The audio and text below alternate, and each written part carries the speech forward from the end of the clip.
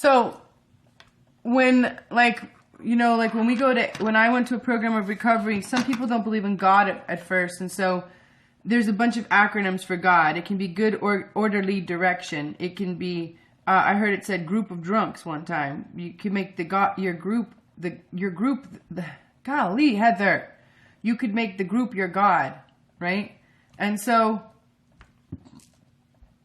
I was thinking, when I first got sober, I couldn't listen I absolutely couldn't listen to what my parents had to say about me. I couldn't listen to even what my fiance had to say about me. He was a freaking asshole during that time.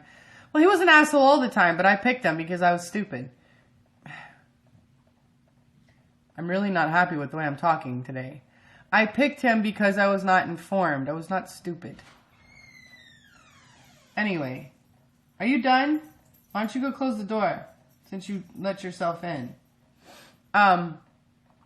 So the only people I was allowed to listen to that I decided I could listen to about what they had to say about me was the woman that was sponsoring me and the people in the program, because they told me good things about me.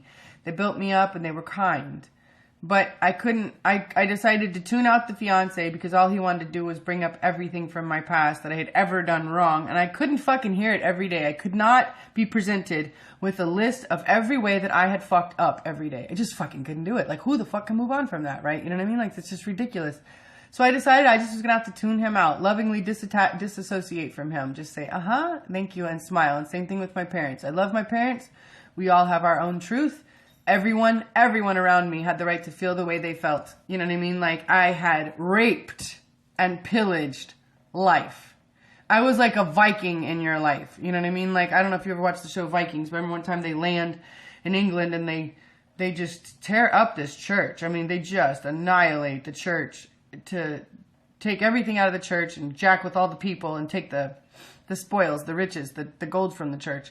That's kind of how I treated life. And so I had to understand that everybody had their opinions about me, but they weren't useful for me right then. You might have thought I was the worst woman in the world, the worst mother, and wanted to not touch me with a 12-foot pole. That probably was the truth. That probably was the real truth, not just their truth. But it wasn't a truth that I could take to heart right then and grow. Do you know what I'm saying? It wasn't useful for me right then. So I had to decide that even people I loved, that knew me well, that were my freaking fiance and my parents, that I couldn't listen to what they had to say about me for a while. You know, I had to create a safe place, a bubble around myself. And so the only people I was going to listen to were the people in the program that it was their job to tell me nice stuff. Even if they didn't like me, it was their freaking job.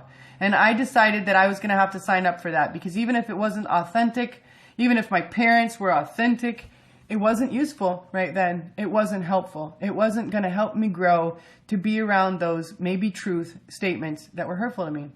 So if you have determined your sense of self-worth based on outside circumstances, then why don't you decide that you're going to be really selective about which outside circumstances and voices you're going to listen to, and then tune out the rest for a while? What do you say about that? Let me know what you think about that. If you want to do that, I would love to. And I'm going to go ahead and say that Tom would love to too, because Tom's a great team player. Seriously, Tom is one of the best team players I've ever met. No joke. He's been in 2 tents now, and he is a beautiful, beautiful, loving, nurturing team player with everyone he's been in here with. I have seen. Beautiful. In fact, I can't think of a more beautiful person I would want to attempt an exercise like this with, because Tom always has beautiful things to say to all of us, doesn't he? He's very loving.